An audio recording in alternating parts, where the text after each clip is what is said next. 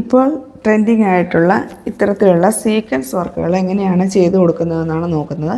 ഇത് സ്റ്റിച്ച് ചെയ്യാനായിട്ട് അടിനൂല് സാധാ നൂലെടുത്താൽ മതി. സാധാ മെഷീൻ്റെ നൂല് തന്നെയാണ്. എന്നാൽ മുകളിലേക്ക് സ്റ്റിച്ച് ചെയ്യുന്നത് ഇതുപോലെയുള്ള സെറി ത്രെഡ് ഉപയോഗിച്ചിട്ടാണ്. ഇത് സിൽവർ, ഗോൾഡൻ, കോപ്പർ എന്നീ കളറുകളിൽ നമുക്ക് മേടിക്കാൻ കിട്ടും. അത് മുകളിൽ ഇതുപോലെ ഇട്ട് കൊടുക്കുക. അതിനുശേഷം ഇതുപോലുള്ള സീക്വൻസ് വാങ്ങിച്ചിട്ട്, ഇത് ഫ്ലാറ്റ് ആയിട്ടുള്ള സീക്വൻസ് ആണ്, ഇത് വാങ്ങിച്ചിട്ട് നമ്മൾ തുണിയുടെ മുകളിലേക്ക് ജസ്റ്റ് ഒട്ടിച്ചു കൊടുത്തതിന് ശേഷം സ്റ്റിച്ച് ചെയ്ത് കൊടുക്കുകയാണ് ചെയ്യുന്നത്. ഇവിടെ ഫെവിക്കോൾ ഒന്ന് ജസ്റ്റ് തൊട്ട് കൊടുത്തതിന് ശേഷം അതിൻ്റെ മുകളിലേക്ക് സീക്വൻസ് ഒട്ടിച്ച് കൊടുത്തിട്ട് നേരെ സ്റ്റിച്ച് ചെയ്ത് വിടുകയാണ് ചെയ്തത്.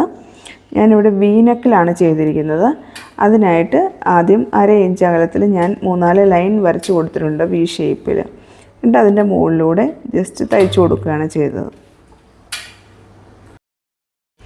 സെറി ത്രെഡ് കൊണ്ട് സ്റ്റിച്ച് ചെയ്ത് കൊടുത്താൽ ഈ വരുന്ന സ്റ്റിച്ച് ഒന്ന് ഹൈലൈറ്റ് ആയിട്ട് എടുത്ത് കാണിക്കും.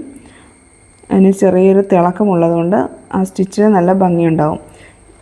ഇത് വി ഷേപ്പ് നമ്മൾ നെക്ക് കംപ്ലീറ്റ് ചെയ്ത് കൊടുത്തിട്ടുണ്ട്.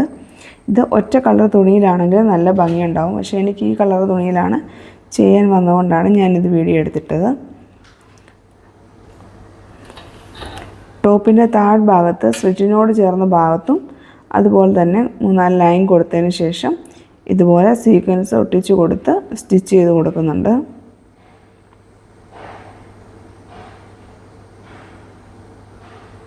ഡോട്ട് ഡോട്ടായിട്ട് ഫെവിക്കോൾ ഒന്ന് ജസ്റ്റ് തൂത്ത് കൊടുത്തതിന് ശേഷം അതിൻ്റെ മുകളിലേക്ക് സീക്വൻസ് ജസ്റ്റ് വെച്ച് ഒട്ടിക്കുന്നു.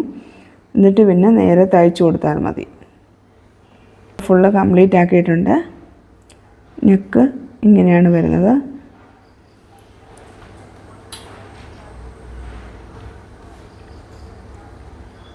സ്ലീവിൻ്റെ താഴ്ഭാഗത്തും അതുപോലെ തന്നെ സ്റ്റിച്ച് ചെയ്ത് കൊടുത്തിട്ടുണ്ട്.